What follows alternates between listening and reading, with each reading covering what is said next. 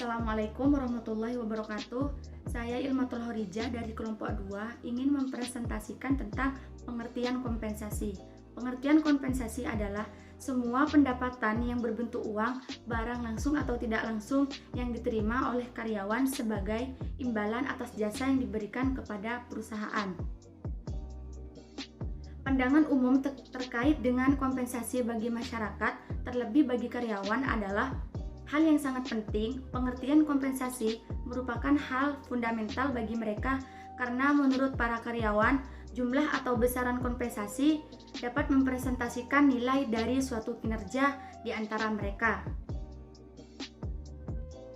Pada manajemen sumber daya manusia, pengertian kompensasi bagi karyawan dilihat dari tingkatnya dapat menentukan pula tingkatan hidup mereka. Sedangkan secara umum, tingkat kompensasi dapat mewakilkan status sosial, harga diri, dan martabat. Sehingga dengan pemahaman akan pengertian kompensasi di masyarakat akan membentuk pandangan bahwa apabila kompensasi tidak sesuai, maka kinerja, motivasi, dan kepuasan kerja dapat menurun secara signifikan. Terminologi kompensasi yaitu dibagi menjadi 4. Yang pertama, upah atau gaji berhubungan dengan tarif gaji per jam. Yang kedua, insentif merupakan tambahan-tambahan gaji di atas atau di luar gaji atau upah yang diberikan oleh organisasi. Yang ketiga, tunjangan. Tunjangan seperti asuransi kesehatan, asuransi jiwa, liburan-liburan yang ditanggung oleh perusahaan. Yang terakhir adalah fasilitas. Kenikmatan atau fasilitas seperti mobil, perusahaan, keanggotaan klub, tempat parkir khusus. Terima kasih. Baik, saya akan menjelaskan tentang faktor yang mempengaruhi pemberian kompensasi. Yang pertama, penawaran dan pemerintahan tenaga kerja. Jika pencarian kerja lebih banyak daripada lowongan pekerjaan, maka kompensasi relatif kecil. Yang kedua, kemampuan dan kesediaan perusahaan. Bila kemampuan dan kesediaan perusahaan untuk membayar semakin baik, maka tingkat kompensasi akan semakin besar. Yang ketiga, serikat buruh atau organisasi karyawan. Apabila serikat buruhnya kuat dan berpengaruh, maka tingkat kompensasi semakin besar. Yang keempat, produktivitas kerja karyawan. Jika produktivitas kerja karyawan baik dan tinggi, maka kompensasi akan semakin besar. Yang kelima, pemerintah dengan undang-undang dan Kepres. Pemerintah dengan undang-undang Kepres besarnya batas upah atau balas jasa minimum. Yang keenam, biaya hidup atau cost of living. Bila biaya hidup di daerah itu tinggi, maka tingkat kompensasi atau upah semakin tinggi. Yang ketujuh, posisi jabatan karyawan. Karyawan yang mempunyai jabatan tinggi maka akan menerima gaji atau kompensasi yang lebih besar. Yang kedelapan, pendidikan dan pengalaman kerja. Jika pendidikan lebih tinggi dan pengalaman kerja lebih lama, maka gaji atau balas jasanya akan semakin besar. Yang kesembilan, kondisi perekonomian nasional. Bila kondisi perekonomian sedang maju, maka tingkat upah atau kompensasi akan semakin besar. Yang terakhir, jenis dan sifat pekerjaan. Jika jenis dan sifat pekerjaan termasuk sulit atau sukar dan mempunyai risiko besar, maka tingkat upah atau balas jasanya semakin besar. Baik, terima kasih. Di sini saya Arif Priyambudi dengan 3 NPM terakhir 307 akan menjelaskan tentang fungsi dan tujuan kompensasi. Secara umum, pemberian kompensasi adalah untuk membantu organisasi dalam mencapai tujuan perusahaan dan menjamin keadilan, baik keadilan internal maupun keadilan eksternal. Nah, menurut Melayu Hasibuan, tujuan dari kompensasi antara lain yang pertama, untuk menjalin ikatan kerjasama. Nah, agar terjalin ikatan kerjasama antara pengusaha dan pegawai, di mana pegawai harus mengerjakan tugas-tugasnya dengan baik, sedangkan perusahaan wajib membayar kompensasi sesuai dengan perjanjian. Yang kedua adalah untuk menumbuhkan kepuasan kerja. Dengan adanya balas jasa, pegawai akan dapat memenuhi kebutuhan-kebutuhan pribadinya, seperti kebutuhan fisik, status sosial, maupun psikisnya, sehingga ia memperoleh kepuasan kerja dari jabatannya tersebut. Yang ketiga adalah untuk merekrut pegawai kompeten. Pegawai dengan skill atau kemampuan yang langka tentunya akan diperebutkan oleh banyak perusahaan. Salah satu cara untuk merekrut dan mempertahankan pegawai yang kompeten salah satunya dengan pemberian kompensasi yang cukup besar, yang secara tidak langsung akan meningkatkan produktivitas perusahaan. Yang selanjutnya adalah untuk menumbuhkan motivasi. Motivasi adalah suatu alasan yang mendorong seseorang untuk melakukan sesuatu. Jika balas jasa yang diberikan cukup besar, manajemen akan lebih mudah untuk memotivasi stafnya. Yang kelima adalah untuk memelihara stabilitas pegawai. Pegawai seringkali juga membandingkan gajinya dengan pegawai pada perusahaan kompetitor. Untuk mencegah terjadinya pembajakan karyawan ataupun bongkar pasang karyawan, diperlukan pemberian kompensasi yang memadai. Hal ini sesuai dengan filosofi kompensasi yang mengutamakan keadilan dan kelayakan. Yang selanjutnya adalah meningkatkan kedisiplinan. Kompensasi merupakan salah satu faktor yang mempengaruhi kedisiplinan karyawan. Jika gaji dan tunjangan yang diterima karyawan jumlahnya memuaskan, maka hal ini akan membuat karyawan lebih semangat bekerja karena ia merasa dirinya dihargai dengan baik oleh perusahaan. Sebaliknya, jika gaji yang diberikan tidak sesuai dengan beban kerjanya, maka ya jangan kaget bila karyawan makin lama tuh kerjanya semakin lambat dan tidak cekatan karena ia merasa tidak dihargai dengan pantas. Nah, selanjutnya adalah metode pemberian kompensasi. Sebelumnya kita telah membahas perlunya pemberian kompensasi. Nah, sekarang bagaimana sih cara-cara pemberian kompensasi yang biasa dilakukan oleh perusahaan? Yang pertama melalui tarif dasar atau gaji pokok. Nah, gaji pokok ini harus ditetapkan untuk setiap operasi dalam sebuah pabrik dan dikelompokkan menurut tingkat operasinya masing-masing. Artinya gaji pokok antara staf dengan manajer ataupun kepala cabang tentunya berbeda karena risiko dan tanggung jawab mereka juga berbeda. Gaji pokok harus memperhatikan upah pekerjaan sejenis dalam industri, upah minimum pada daerah tersebut, ataupun dunia usaha sebagai keseluruhan. Nah, yang lebih penting harus menjaga tingkat upah yang bersaing untuk mendapatkan dan mempertahankan karyawan yang bermutu. Yang kedua, cara-cara untuk memberikan kompensasi bisa melalui tunjangan. Tunjangan juga merupakan unsur yang penting dari biaya tenaga kerja. Tunjangan seperti tunjangan hari raya, tunjangan cuti, upah lembur, dana pensiun, dan tunjangan kenaikan harga harus ditambahkan pada tarif dasar untuk memperoleh biaya tenaga kerja yang bulat. Yang ketiga adalah upah insentif. Tujuan utamanya adalah untuk mendorong pekerja menghasilkan lebih banyak, memperoleh upah yang lebih tinggi sekaligus mengurai biaya-biaya per unit.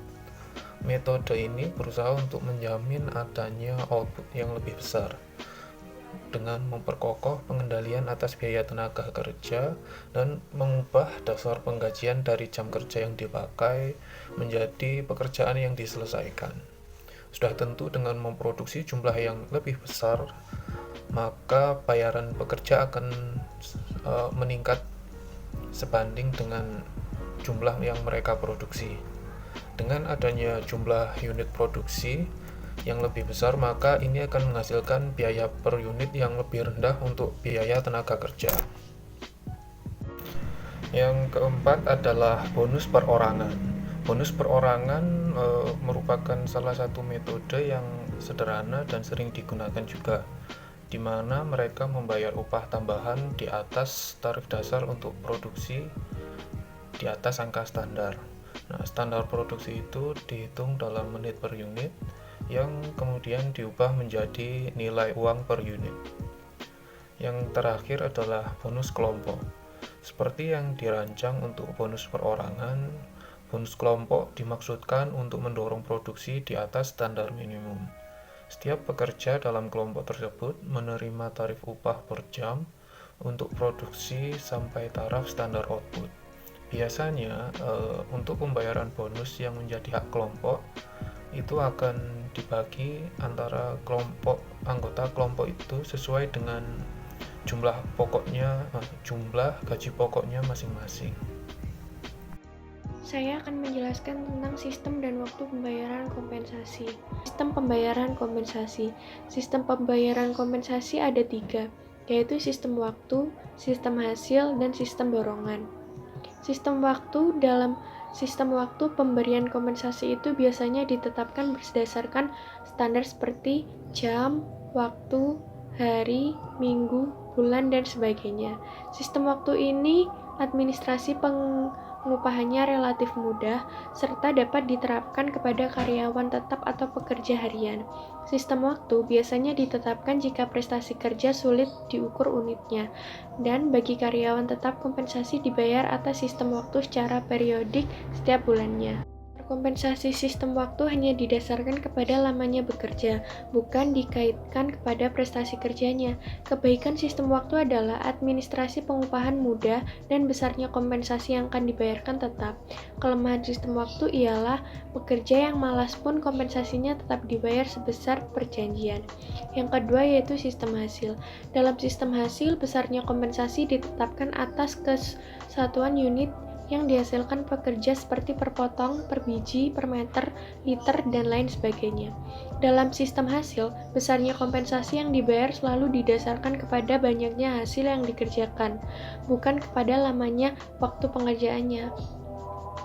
Sistem hasil ini tidak bisa diterapkan kepada karyawan tetap dan jenis pekerjaan yang tidak mempunyai standar fisik seperti bagi karyawan administrasi. Kebaikan dalam sistem hasil memberikan kesempatan kepada karyawan yang bekerja bersungguh-sungguh serta berprestasi baik akan memperoleh balas jasa yang lebih besar. Jadi, prinsip keadilan betul-betul diterapkan dalam sistem hasil. Pada sistem hasil, yang perlu mendapat perhatian sungguh-sungguh adalah kualitas barang yang dihasilkan karena ada kecenderungan dari karyawan untuk mencapai produksi yang lebih besar dan kurang memperhatikan kualitasnya. Kelemahan sistem hasil ialah kualitas barang yang dihasilkan kurang baik dan karyawan yang kurang mampu, balas jasanya kecil sehingga kurang manusiawi. Terakhir adalah sistem borongan. Sistem borongan adalah suatu cara pengupahan yang penetapan besarnya jasa didasarkan atas volume pekerjaan dan lama mengerjakannya. Penetapan besarnya balas jasa berdasarkan sistem borongan ini cukup rumit, lama mengerjakannya serta berapa banyak alat yang diperlukan untuk menyelesaikannya. Assalamualaikum warahmatullahi wabarakatuh.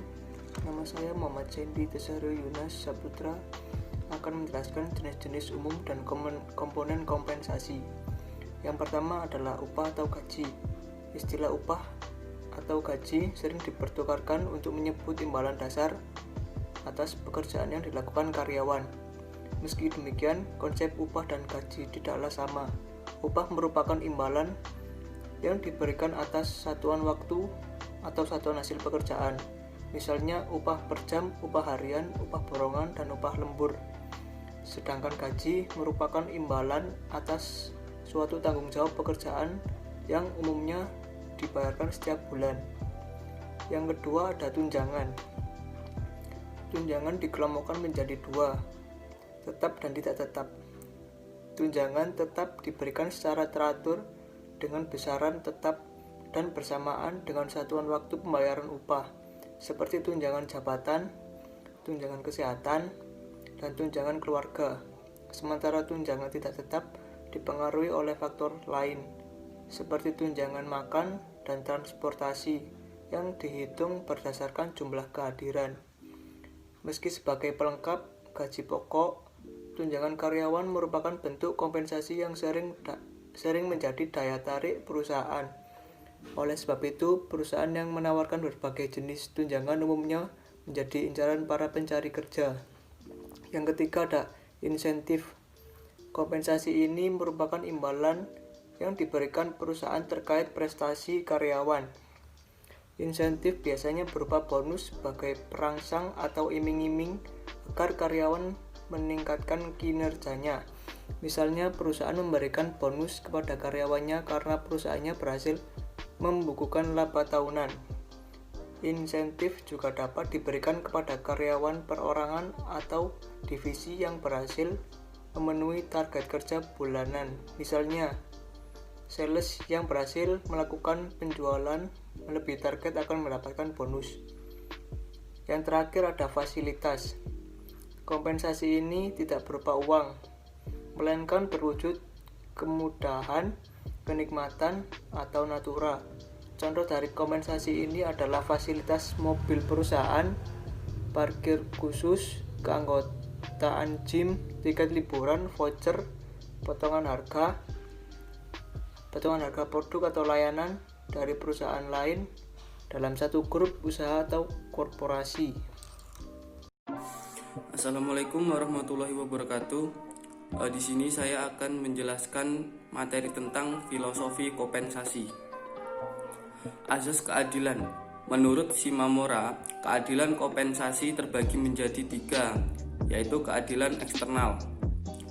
Tarif upah yang pantas dengan gaji yang berlaku untuk pekerjaan-pekerjaan yang serupa di pasar tenaga kerja eksternal. Keadilan eksternal dinilai dengan membandingkan pekerjaan yang serupa di antara organisasi yang terbandingkan. 2. Kondisi harus dipenuhi. 1. Pekerjaan yang sedang diperbandingkan haruslah sama atau hampir sama. 2. Organisasi yang disurvei harus serupa ukuran, misi, dan sektornya. 2. Keadilan internal.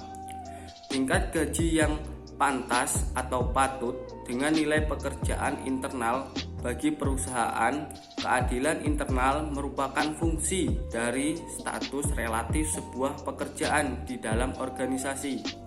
Nilai ekonomi hasil pekerjaan atau status sosial sebuah pekerjaan, seperti kekuasaan, pengaruh, dan statusnya di dalam hierarki organisasi. Keadilan internal berhubungan dengan kemajemukan gaji di antara pekerja-pekerjanya yang berbeda di dalam sebuah organisasi. 3. Keadilan individu. Individu pekerja merasa bahwa dia diperlakukan secara wajar dibandingkan dengan rekan kerjanya.